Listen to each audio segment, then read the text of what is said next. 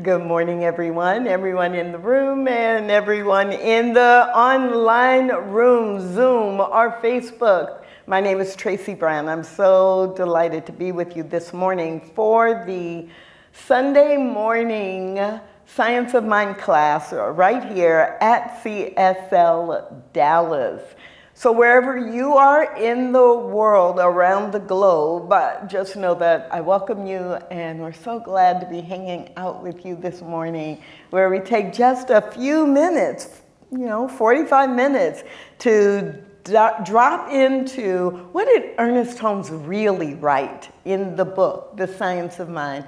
And more importantly, what does it mean to us in our lives today? How can we use these principles in our lives? Now, it's true that you have to understand the principles at a certain level in order to use them.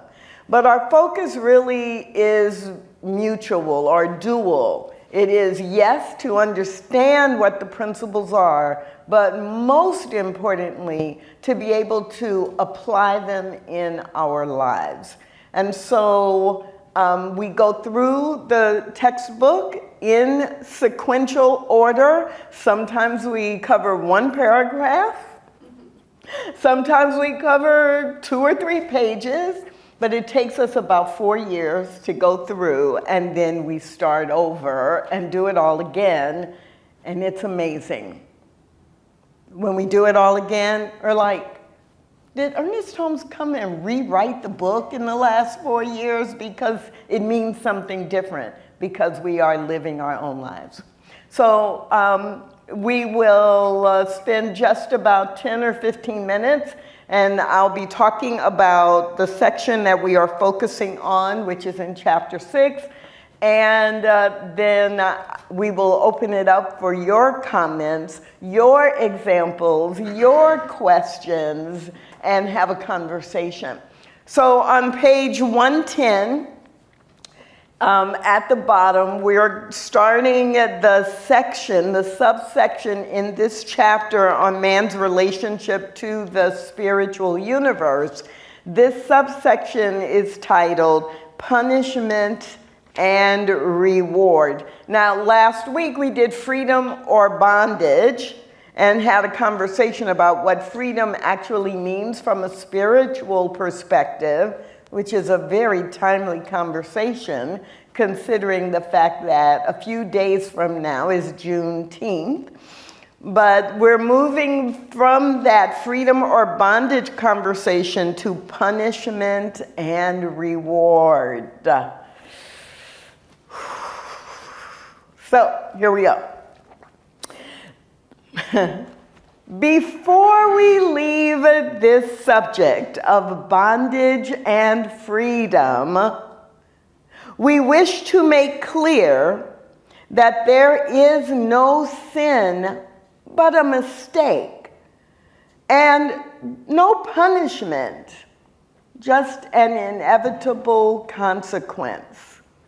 Wrongdoing must be punished, for the law of cause and effect must be eternally operative.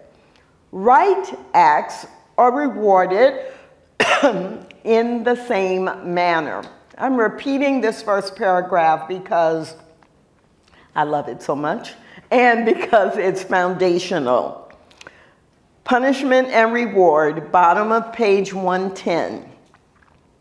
Before we leave this subject of bondage and freedom, we wish to make clear that there is no sin, just a mistake, and no punishment, just an inevitable consequence. Wrongdoing must be punished, for the law of cause and effect must be eternally operative. Right acts are rewarded in the same manner.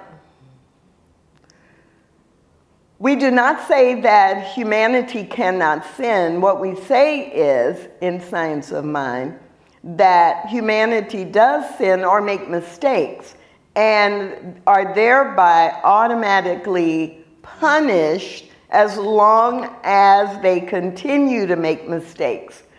But bondage is not real to the universe, and sin is not real to God. This does not mean that we can do whatever we wish with disregard for the consequences, nor does the fact that we are punished for our mistakes mean that there is an evil power in the universe. It does mean that there is an immutable law of cause and effect running through everything. We are not punished for our sins, but by them. Sin is its own punishment, and righteousness is its own reward. The age-long discussion of the problem of evil will never be answered until we realize that evil is not a thing of itself. It is simply a misuse of the law of freedom. The problem of evil will be met only to the degree that we cease doing evil and do good. For evil will disappear when we no longer indulge in it. When the whole world sees the right and does it, then, and not until then, will the problem of evil be solved for the entire human race. Now, this is the entire section on punishment and reward. And so, because it's a relatively short section, and with only 3 paragraphs, I've read the entire thing. So I am knowing that there are some comments getting ready to happen, that there is some processing going on in the room and online. So before I go to your examples, your questions, and your comments, I'm gonna get my couple words in edgewise, because I know if I don't, we won't get back to it. So let's take this paragraph by paragraph. First paragraph, there is no sin, just a mistake, and no punishment, just an inevitable consequence. So Ernest Holmes here does a really interesting thing because he purposefully uses the language that comes out of Christianity with sin and evil. So if you've been in science of mind a while, you know that we don't believe in sin and we don't believe in evil. So it's fascinating to remember, right, we're in chapter 6, and Ernest Holmes is building from, in chapters 1 through 5, the nature of God. And then beginning with this chapter, Ernest Holmes is beginning to help us understand how humanity can actually align itself with the principles or the basic existence and the nature of God. So in this very first chapter where he's starting to bring us as human beings into the conversation, I have to believe, purposefully said a lot of people who are grounded in Christianity have to begin to understand right now that there is no sin and there is no demon or evil force. And that we as humanity actually are making choices, and then we are being affected by the law of cause and effect. We are being affected by the law of cause and effect. So that when we make mistakes, there is still a consequence. And I can remember growing up and, parents talking about, well, you can do this, but here's the consequence. Or, anything I choose, there's a consequence. And sometimes that consequence is I choose to do my chores, and the consequence is I get my allowance. I get money for that week. I choose to do my job, and the consequence is I get money. I choose to punch a kid in my class, and the consequence is a spanking, or worse. So Ernest Holmes begins right here to remind us of what he's already taught us, the law of cause and effect, but how it relates to our actions. So we are not being acted upon by some external force or a decision made by some invisible power in the sky behind the clouds, that simply when we make a choice, it's a mistake. And some people call that a sin. But sin, the word, has a lot of other meanings to people about with sin, all these other beliefs go with it. So that's the point he's making in the first paragraph, that we are subject to the law of cause and effect just like anything else in nature. In the second paragraph, we do not say that man cannot sin. Again, using the translation, he's already told you. If I write sin, I mean mistake. So we do not say that humanity cannot make mistakes. What we say is that when humanity does make mistakes, they are thereby automatically punished as long as they continue to make that mistake over and over.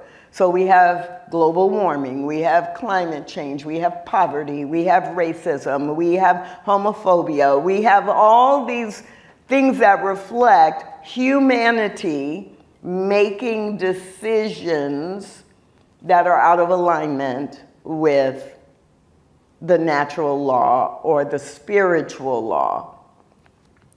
And that, in that regard, we experience what we might label as punishment or bondage. We're bound by these choices that we make as humanity collectively. And then this does not mean that we can do whatever we wish with disregard for the consequences.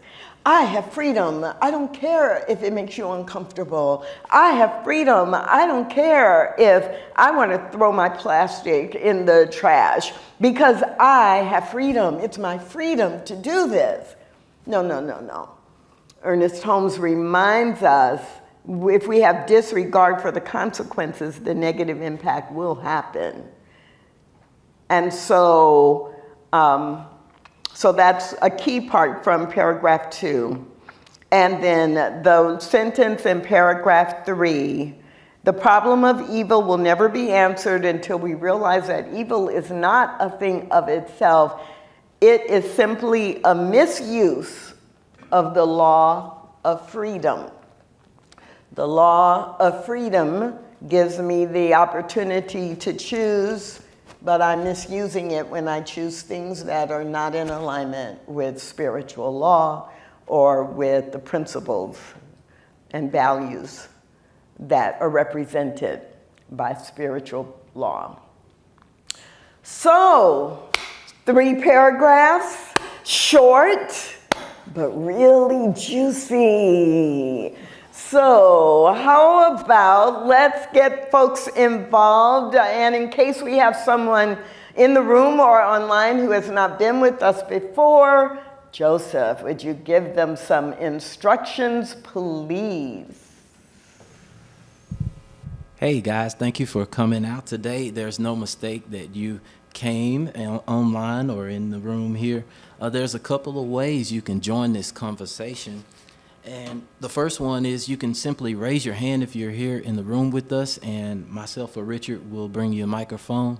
The second way, if you're joining us on Zoom, just go ahead and tap that icon to raise your hand, and I'll ask you to unmute your mic and join the conversation. If you're with us on Facebook, just go ahead and type your questions in the chat. Without further delay, let's get to it. Very cool. And if you're in the room, please be sure to say your name so that the people online will be able to connect with who maybe is speaking. And hold the mic right at your mouth. It will not sound louder in the room, but it will help the people online be able to hear you. Let's go. I'm Kate. Not a question, but a topic. What about when other people get the consequences for someone else's mistake? Do you have any thoughts on that? Of course I do. So all of us every day experience consequences from other people's thoughts. All of us every day. Now that happens in a couple of forms. The most common form is that, right, everything that each one of us thinks gets dumped into the collective consciousness. And so we often don't realize it, but a lot of what happens in our day-to-day lives reflects the consequences of groupthink or group decision, policy, legislation, just what we've been socialized to think is good or bad, right or wrong. Those are consequences of other people's thoughts.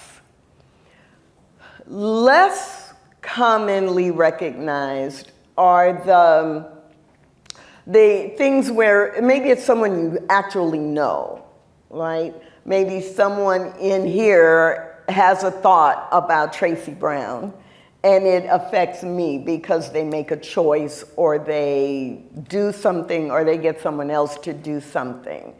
That happens too, but that's in the give and take of just being in life together. And the one that often brings up the most questions or concerns is when a parent is raising a child, and the child is at consequence or experiences the consequence of the parent's every thought and choice, because they're not an adult, the child's not an adult, and they have to abide by their parents' decisions or directions. So our thoughts and just the thought atmosphere that's created. So all of us grew up with believing certain things that we just picked up in our family because that's the way our mom did it, or that's the way our grandparents raised us. So it happens all the time, which is why it's so important for each one of us to be consciously aware of what we are thinking and what we are choosing. Not to make it a fight, but to influence the direction of our lives and the experiences we have. So that may be way more than you were expecting. I will add this because I don't know where the question was coming from, and that's okay, but I'm thinking about how that question has come up in classes over the last 20 years. And a lot of times, especially in this context of evil, sometimes people will think about, well, someone doesn't like me, and so their thoughts are affecting me, right? Or we don't get along, or they actually, I had someone say this to me. And I don't know why I do know why I'm remembering it right now. And they said to me that, you know, they were divorced, and their ex that they had been married to was evil and treated them with hatred and was always fighting with them. And they said some other things which I won't repeat, but the idea that this person is evil and so they're ruining my life. This person is evil and is intentionally doing everything to ruin my life. And I don't think I said this at the time, but I remember thinking later, like that evening, I should have said, why are you letting this person ruin your life? And part of it is because we give our power away and thinking we're at constant effect of other people's choices and behavior totally, rather than this person is making choices and behaving badly. And I either can set boundaries or I understand and accept who they are. And when I have to be in their presence, in this case because we co-parent a child, I expect this from them. This is who they are. They've consistently showed me, but it's not me. Like my sense of who I am and the choices I make and the world I create around me is my responsibility. I'm not a victim. Even though I'm their target, I'm not a victim to that person. And you can apply that on an individual level, or you can apply that on a collective level. I'm Black. There is racism in the world. There are times when people call me the N-word and they don't know me. They are just driving by the street, down the street, or someone doesn't want to work with me or sell something to me, and I know by what they say or do, it's because of the color of my skin. I can be the target of their racism, but I'm not a victim to their belief in their superiority. I know who I am. So evil, it doesn't exist as a force in itself. So we have 3 people in the room. I first? Okay. You have the microphone. So, say your name. Oh, my name is Carmen. And one of the things since I've been coming to CSLDallas, realizing that I am a co-creator of my reality. And so people that are not like-minded like me, they tend to give full credit to God and take no accountability for the action. If something's wrong, the devil is distracting me or is making this person, place, or thing in my life, and nobody takes accountability for the good that, of co-creating with God. And I had a conversation with one of my friends. I'm like, well, God gives us the ability, places things in our path, but you wake up, you study for that final exam, you take the test, you do all these things, so you are co-creating with God. Well, I can't pat myself on the back. That's all God's doing.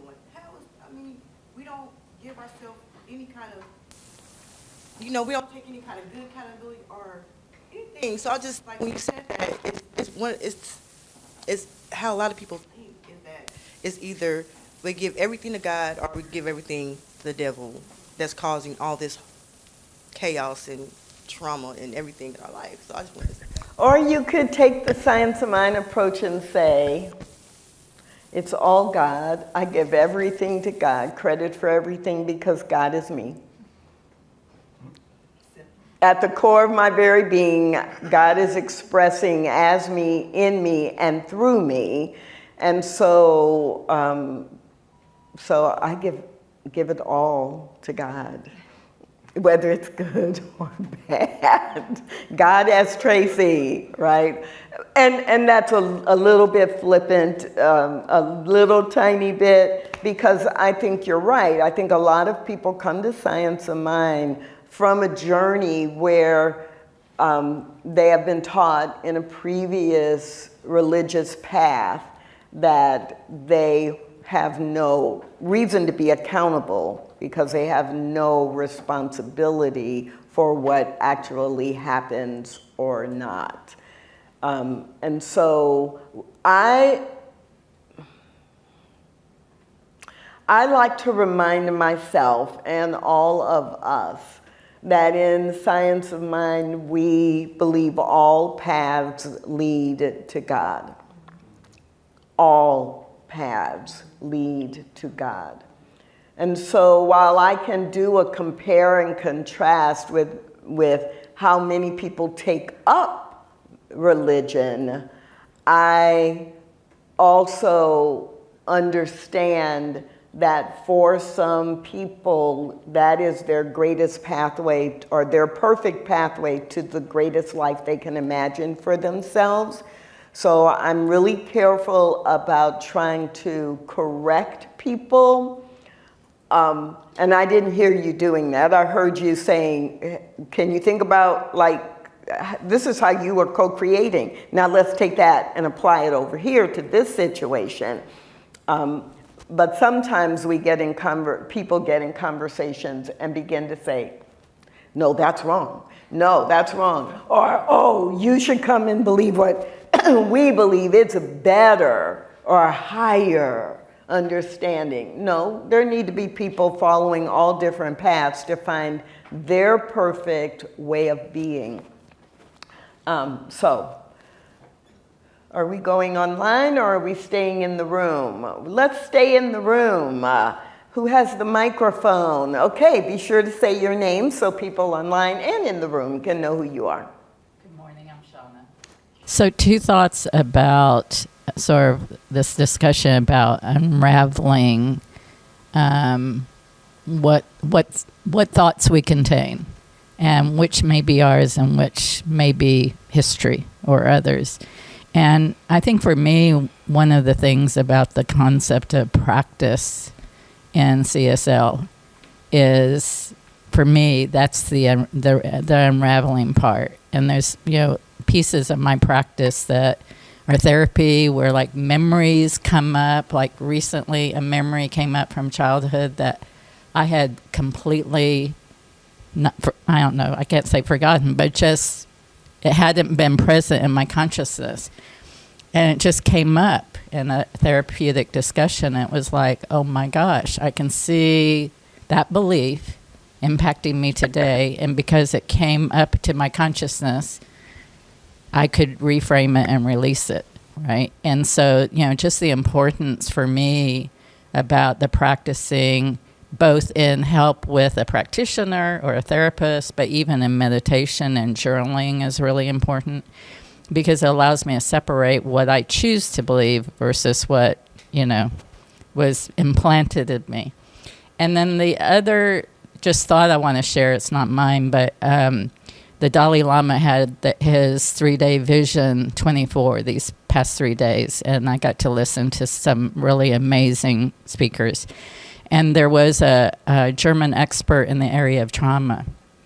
And he said something about trauma I had never thought about. He said that trauma has no future.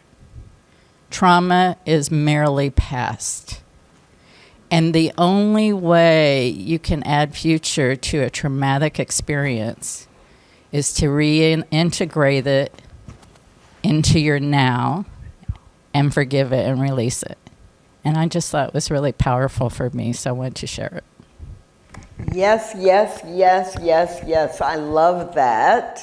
I love that. And in this context of punishment and reward, so much actually comes up for us that is, it feels like punishment, but it's the old story or it's the old memory.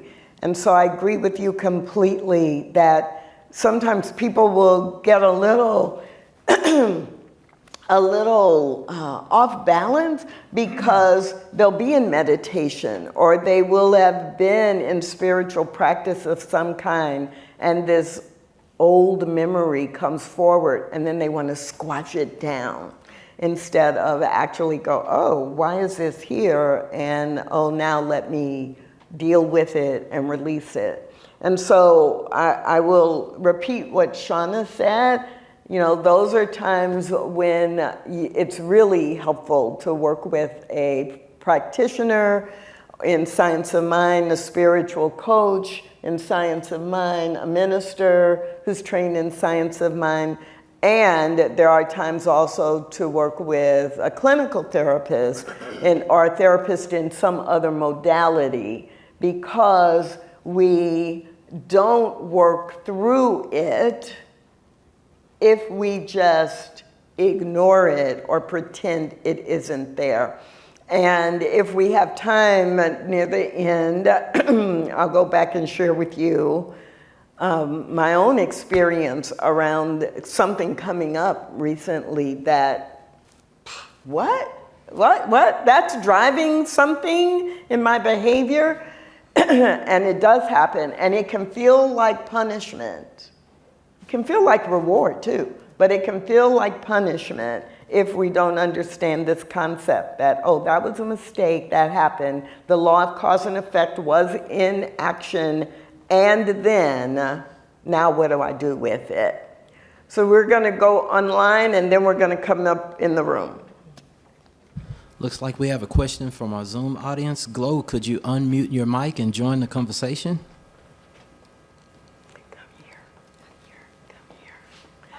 Okay, Glow, hold on a minute. So there have been some people, I know it's hard to imagine, but there have been some people who have thought that Petra was Tracy and Tracy was Petra because they had never seen us in class at the same time. But now you have proof. This is Dr. Petra. This is Dr. Tracy. And you don't ever have to confuse us or be curious again. Thank you. Thanks for being here. I'm in my work clothes for the work party. Don't forget to sign up for the work parties. Okay, Glow. I was hoping I'd get both of you to answer this. No, what I'm wrestling with, Tracy, is the human idea of justice and karma also. Because just as an example, there have been in our world leaders who leash a great deal of suffering upon many people, and they may prosper, they may be loved and adored by their family, and they may live long lives and die peaceful deaths. And I heard it was 2 words. It was one flesh is wounded. And understanding that we are all one. And that's what I'm wrestling with. Ooh. Our response to injustice in our humanity.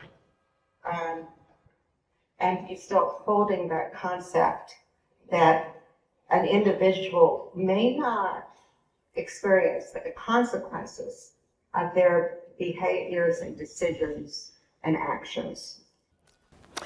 I love this. This is really something we could spend a couple of hours on in conversation. So I'm going to try to spend a couple of minutes in the highlights. So I'm going to go back to the first part of that, like what do we, especially in Science of Mind, teach about justice and about karma. So, and thank you, Glow, for framing those both in the context of in our human race, we talk about justice and we talk about karma. So at the spiritual level, we don't really have justice. We have equality, we have freedom, we have the existence of everyone being one, but justice in itself implies that there are people being mistreated who then must be made right or made whole. So there's not a spiritual equivalent to justice. It is definitely a human concept and value. Karma, really, if you go back and read a lot of especially those spiritual belief systems that do have karma in them, when you read what they write about them, it is the law of cause and effect called karma. When we take that into our human discussion often, we go beyond the law of cause and effect with karma, and we kind of personalize it and individualize it, and you get what you deserve, kind of addition. What's tricky is that I love the example you use that we can have leaders who seem to be causing harm, and yet they seem to be very happy and they are very wealthy, and the people who are aligned with them may be healthy or prosperous and live long lives. But what we don't know is a couple of things. What we don't know is they look healthy and happy and living a long life, but we don't really know if they are living a life of joy. But let's assume they are, because they wanted power and they got power and they used power, and let's assume they are. Law of cause and effect works at the individual level and the collective level.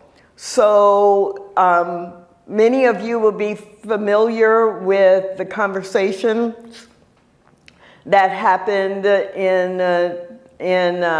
various times during the history of the United States, where someone was elected and people were like, this was our call to action, to either not have this person be elected or to respond differently once they were elected. That, it's the law of cause and effect. Collectively, our society has allowed this to be the representation of leadership. It's a collective cause, and so it has to have it has a collective effect. So to create a new cause requires collective action, not just individual action. So sometimes things are happening on the collective plane, but we try to figure them out from an individual plane, and it doesn't work. It doesn't work totally, because we have to have a collective action to shift. So there's so much, I've got like this and this and this and this, but that's what I'm gonna say for now, because I want to get to one more comment, question, or observation in the room. Hey, good morning, everybody. How y'all doing? And my name is? My name is Keenan Taylor. I got to build this one. So, first, when you talk about the law of cause and effect, to what degree, or can you kind of in a short summary, like specify how, is it a materialistic perspective of cause and effect? Is that the primary function from like an empirical materialistic standpoint? No, everything we're talking about is from a spiritual perspective, and how spiritual law and spiritual values play out, although we're human and we're having a human experience, so the effects often are in the physical realm, which is also why we can talk about what happens with people. Okay. The second thing I need to build on is when you talk about a force, can you describe what you mean by that?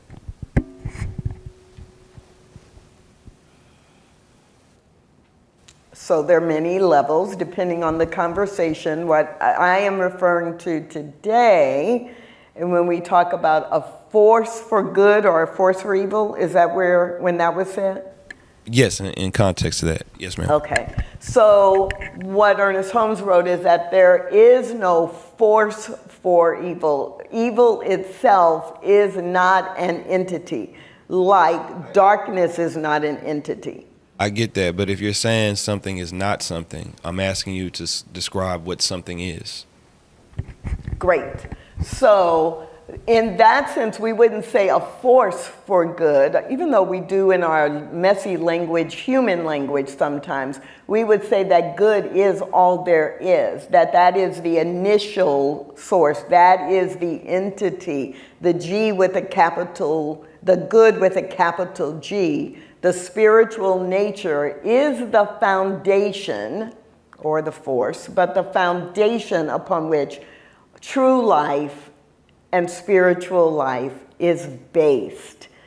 And so when, especially in Christianity, which is what his reference is, this idea that there is a demon, a force of nature that is forcing you to act a certain way, he's countering that, or encouraging us to think about it from the context of we are at choice, we do have freedom, we are not bound, And it's okay, I got it. And we're gonna go a couple more minutes.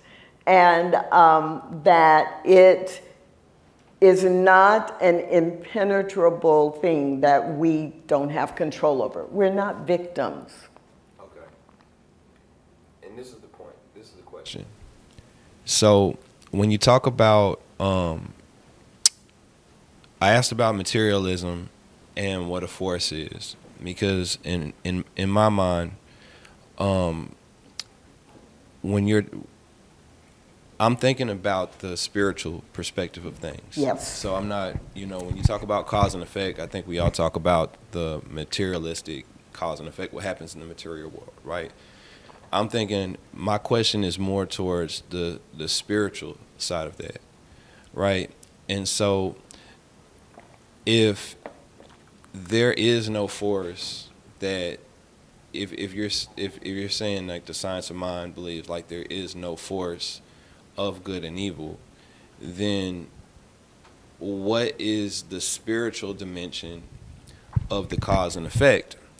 Because we can all see the material side of things, of negative material outcomes, but if there's a spiritual dimension of cause and effect, how is that dimension of spirituality not a force? That because it is not something physical, it is a purely spiritual dimension.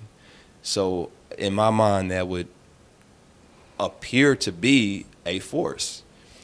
And where I come from and how this connects personally with me is like, I'm a street guy. I grew up in the streets, running around, just being a real menace to society.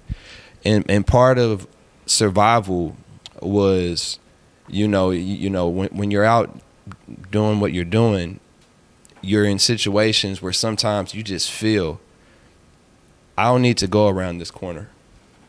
Right. You don't know it. You haven't seen what's around the corner, but you trust that death is going to be around there. So I'm not going to go around there. Yes. And my personal explanation is that like I can feel that force. And as I've developed in life more, I feel more of the positive side of that, where it's like I seek that force that ignites my spirit and brings my spirit on fire. I've got to interrupt you because of time. Because I want to be able to say a couple of things, and that really does make sense. So thanks for adding that piece. And I just love the way that your brain is processing all of this, and your heart, and the connection that you're making. So we say there's no force for evil because people use force in the context of something physical and tangible. We say that the foundation for all of life is good. Now, some people could say it's a force for good, but force implies I'm forcing it, I'm making it happen. Whereas in Science of Mind, what we teach is that this foundation for good is the foundation. It doesn't have to force itself on any of us, and won't, because we have free will. So there is physical evidence of this goodness, and in both freedom and bondage and punishment and reward, the evidence is in what happens in the physical world. So yes, you've learned to trust your intuition or the voice or the energy of good, and trust it enough that you don't go around that corner. Or you are doing affirmations and you are doing your spiritual practice, connecting in with this good. Jesse, don't go. And then what happens is, things that you have desired are manifesting. That is proof of the good, but not a force for good forcing itself upon you. So you actually are understanding the goodness of it, but we generally don't think of it or talk about it as an entity, as a being, as a someone or something that is happening to you. It is happening through us. And you indicated that actually by when you talked about the spiritual.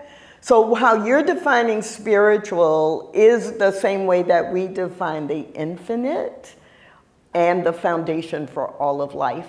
And if you're in the room, you get to stick around because we might talk about this a little bit more. But for this moment, as I look at the clock and I look at Joseph going, wrap it up, I've got to wrap it up. If we do have anyone in the room who is here for the first time or has only been here a couple of times and did not receive a gift from CSLDallas, we have Jesse standing there ready to welcome you, greet you, give you a tour.